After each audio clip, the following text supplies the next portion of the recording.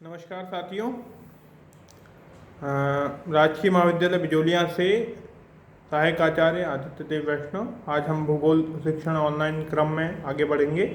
भारत की जो वर्षा ऋतु और वर्षा का वितरण है उसके बारे में हम लोग बात करेंगे। इससे पहले हमने भारत के जो भौगोलिक प्रदेश हैं और भारत की जो मिट्टियां हैं उसके बारे में हमने अच्छे से अध्ययन किया। उसी क्रम को हम आगे बढ़ाते हुए आज भारत की वर्षा के बारे में बातचीत करते हैं। तो वर्षा ऋतु, जैसा कि आपको पता है, हाल ही में वर्षा ऋतु समाप्त होने वाली है। तो भारत एक ऐसा देश है जहाँ पे 3 ऋतुएँ बड़ी अच्छी तरह से पाई जाती हैं। कई सारे देशों में मात्र 1 ऋतु या 2 ऋतु पाई जाती है, जबकि भारत में 3 ऋतुएँ पूरी पाई जाती है, जिसमें वर्षा, शीत और ग्रीष्म ऋतु। तो वर्षा ऋतु के बारे में हम आज बात करते हैं। तो इसके कुछ महत्वपूर्ण बिंदु जो हमने निकाले हैं वो कुछ इस तरह हैं कि इस ऋतु का समय मध्य जून से सितंबर तक रहता है, और मध्य जून यानी कि ग्रीष्म जैसे ही ख़त्म होती है और वर्षा ऋतु वहाँ से शुरू होती है, और सितंबर तक यानी कि शरद ऋतु से ठीक पहले। तो अभी हमारा जो समय चल रहा है उसमें शरद ऋतु शुरू हो चुकी है और वर्षा ऋतु ख़त्म होने वाली है। तो बीच का ट्रांजिशन फेज एक वर्षा और शीत ऋतु के बीच में जो ऋतु आती है वो शरद ऋतु के नाम से जानी जाती है। तो इस समय उत्तर पश्चिमी भारत और पाकिस्तान में निम्न दाब का क्षेत्र बन जाता है, जिसे मानसून गर्ज के नाम से जाना जाता है, और जुलाई के प्रथम सप्ताह तक वायुदाब न्यूनतम हो जाता है। तो जैसा कि हमने पहले पढ़ा था कि वायुदाब जब न्यूनतम हो जाता है और निम्न दाबीय क्षेत्र बन जाता है, जिसे मानसून गर्ज कहते हैं, तो उस क्षेत्र को भरने के लिए आसपास की सभी हवाएं बहुत तेज़ गति से चलती है। और जब उत्तर पश्चिमी भारत में इस तरह का क्षेत्र बनता है तो दक्षिण पश्चिमी सिरे से और हिंद महासागर से चारों ओर से जो हवाएं हैं वो उस तरह दौड़ती है, जो कि मानसूनी हवाएं कहलाती हैं। तो जो हवाएं दक्षिण पश्चिमी की ओर से आती है वो केरल और मलाबार के तट से आती है। तो सामान्यतः दक्षिण पश्चिम मानसून अंडमान निकोबार में 20 मई को, केरल के मलाबार तट पर 1 से 5 जून, कोलकाता व मुंबई में 10 से 14 जून, दिल्ली, पंजाब व हरियाणा में 25 से 30 जून, और सुदूर पश्चिमी भाग में 1 जुलाई व असम में 5 जून तक पहुंचता है। तो ये उसकी गति है कि जब वो मई से शुरू होकर जून तक समस्त भारत में फैल जाता है। और भारत का प्रायद्वीपीय तट क्योंकि तिकोने सिरे का है, जैसा कि हम मानचित्र में देखते हैं, और इस कारण से ये जो दक्षिण पश्चिम मानसून है ये 2 भागों में बढ़ जाता है। पहला भाग अरब सागरीय शाखा कहलाता है और दूसरा भाग बंगाल की खाड़ी की शाखा कहलाता है। अरब सागरीय शाखा भारत के पश्चिमी तट, पश्चिमी घाट, महाराष्ट्र, गुजरात और मध्य प्रदेश के कुछ हिस्सों में वर्षा करता है, और उत्तर पश्चिम भारत में यह शाखा बंगाल की खाड़ी की शाखा से मिल जाती है। तो इस तरह 2 भागों में मानचित्र जो मानसून की शाखाएं हैं वो विभाजित हो जाती हैं। पर हमने देखा है कि हमारे इलाके में यानी कि राजस्थान में ये मानसूनी वर्षा कम होती है। तो इसके क्या कारण हैं इसको भी हम देख लेते हैं। तो राजस्थान में वर्षा कम होने के 2 मुख्य कारण हैं। पहला है अरावली पर्वतमाला की दिशा, यानी कि जो दक्षिण पश्चिम मानसून दक्षिण दिशा से आता है।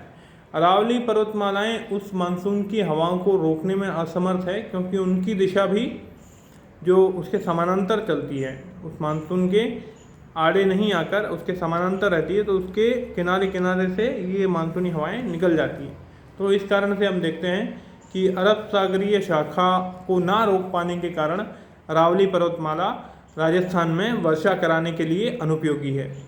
दूसरा कारण जो है कि जो बंगाल की खाड़ी की शाखा आती है वो राजस्थान तक आते आते काफ़ी सूख जाती हैं और उसकी नमी कम हो जाती है। इस कारण से यहाँ उस शाखा से भी बरसात नहीं होती। तो इस और देखेंगे अपन कि जहाँ सबसे ज़्यादा बरसात होती है उसके पीछे क्या कारण है। तो सबसे ज़्यादा बरसात विश्व में गारो खासी की जयंतिया की पहाड़ियों में, यानी कि हमने जो पढ़ा हुआ है मेघालय, चेरापूंजी, मौसिनराम, इस इलाके में सबसे ज़्यादा बरसात होती है।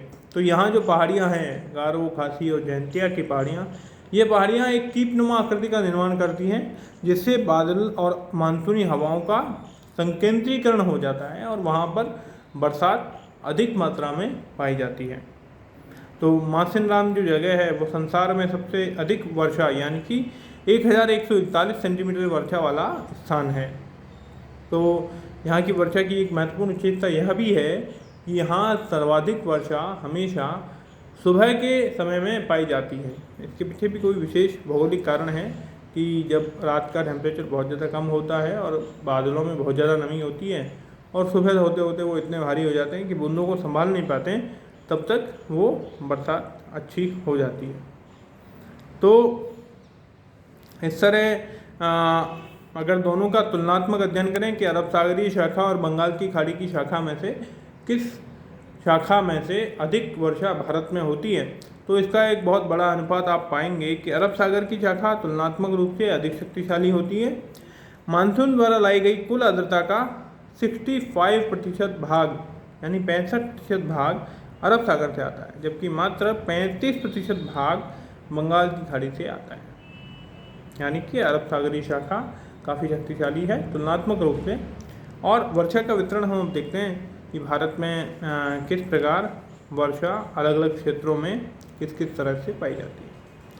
वर्षा के वितरण के मानचित्र को जब हम देखेंगे तो भारत के मानचित्र से आप सब परिचित हैं, और आप एक जनरल फेनोमेना जब देखेंगे तो पूर्व की जो हमारे राज्य हैं आसाम, मेघालय, त्रिपुरा, और जो पश्चिमी घाट के राज्य हैं यानी कि गोवा, केरल, मलाबार का तट है ना, ये पश्चिमी घाट और पूर्वी राज्य, इन दोनों जगह पर सर्वाधिक वर्षा पाई जाती है। और जैसे जैसे मानचित्र के मध्य में आते हैं और पश्चिम की ओर बढ़ते हैं, वैसे वैसे उत्तर वर्षा में कमी आती जाती है। ये एक मोटा मोटा ऑब्जर्वेशन है मानचित्र को लेके, और इसके बाद हम गहराई से अध्ययन जब करते हैं तो हम आगे देखते हैं कि भारत में 74% वर्षा दक्षिण पश्चिम मानसून से होती है। यह वर्षा जून से सितंबर तक 4 महीने में होती है, और 3% वर्षा मानसून के पश्चात यानी पोस्ट मानसून जिसे कहते हैं, और 10% वर्षा मानसून के पूर्व यानी प्री मानसून जिसे कहते हैं, इस तरह।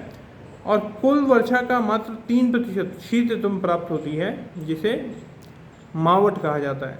तो ये पूरा मोटा मोटा जो डिस्ट्रीब्यूशन है वर्षा का, साल भर में कितनी वर्षा, मानसून के समय 74%, मानसून के बाद 3%, मानसून के पहले 10%, और शीत ऋतु के समय 3%। तो ये मोटा मोटा एक डिस्ट्रीब्यूशन है।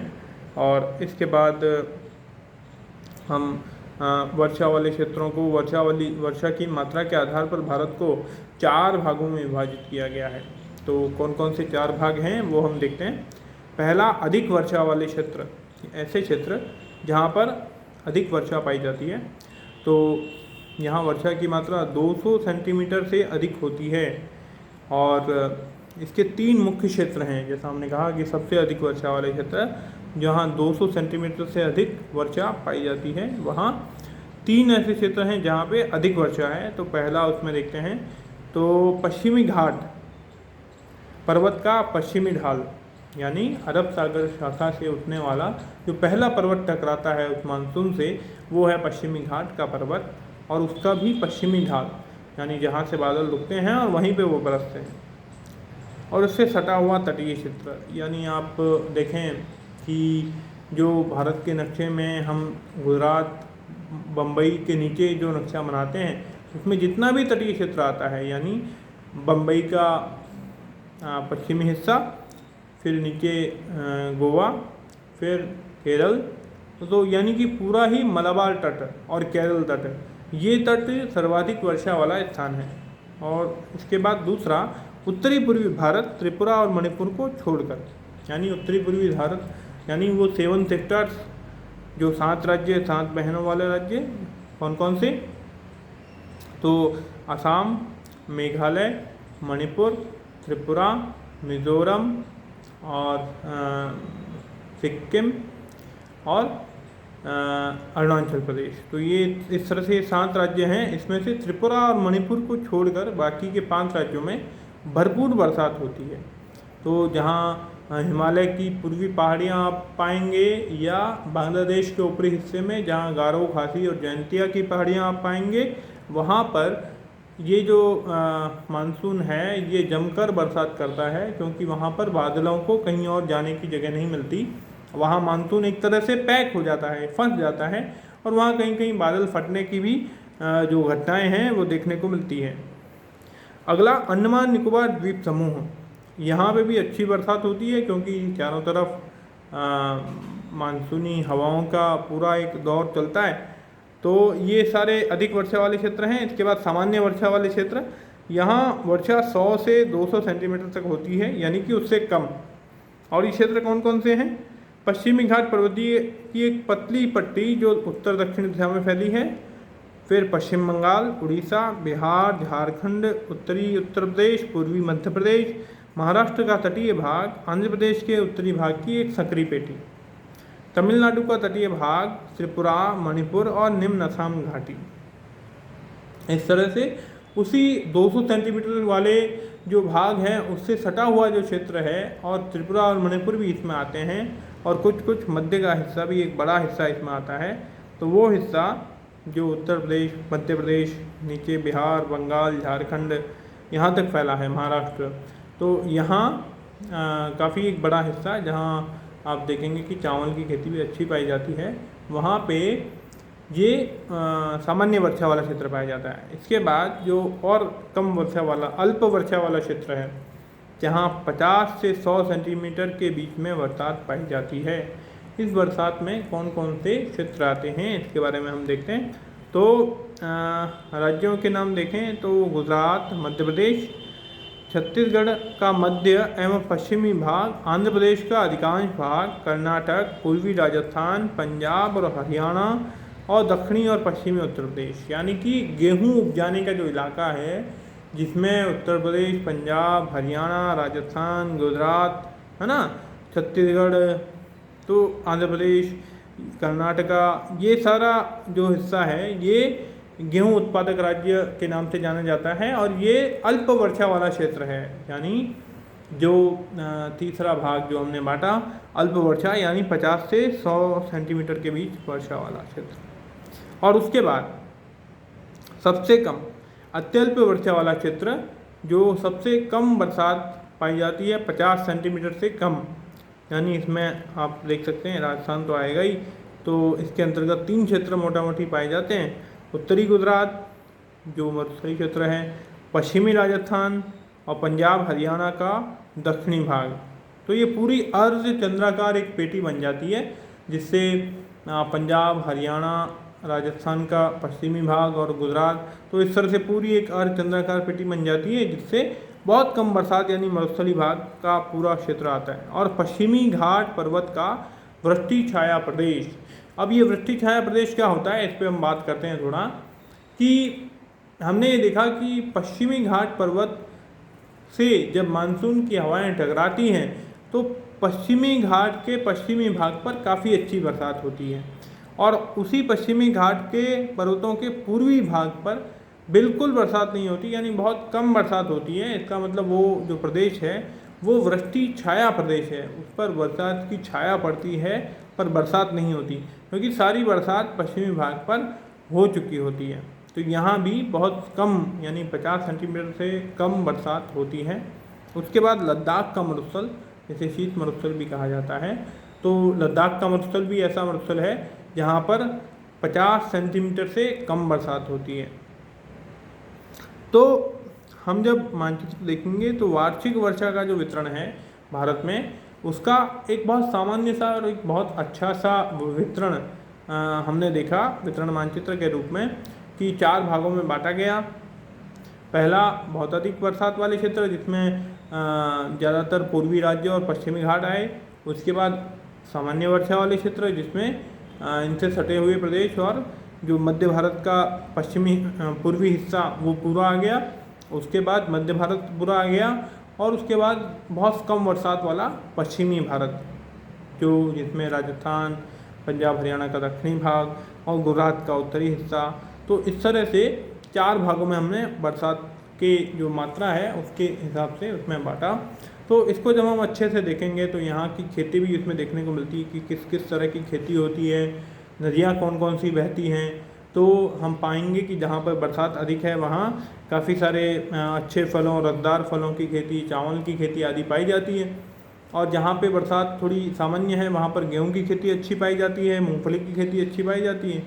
और जहाँ पे बरसात कम है वहाँ पर मोटे अनाजों की खेती पाई जाती है। तो इस तरह से हमारा पूरा जनजीवन बरसात से प्रभावित होता है। तो हम अच्छी तरह से इस वार्षिक वर्षा के वितरण का अध्ययन करेंगे। आप सबको धन्यवाद, और आगे हम ऐसे ही बढ़ते रहेंगे, एक एक टॉपिक को लेकर चलते रहेंगे। चलिए, बहुत बहुत धन्यवाद।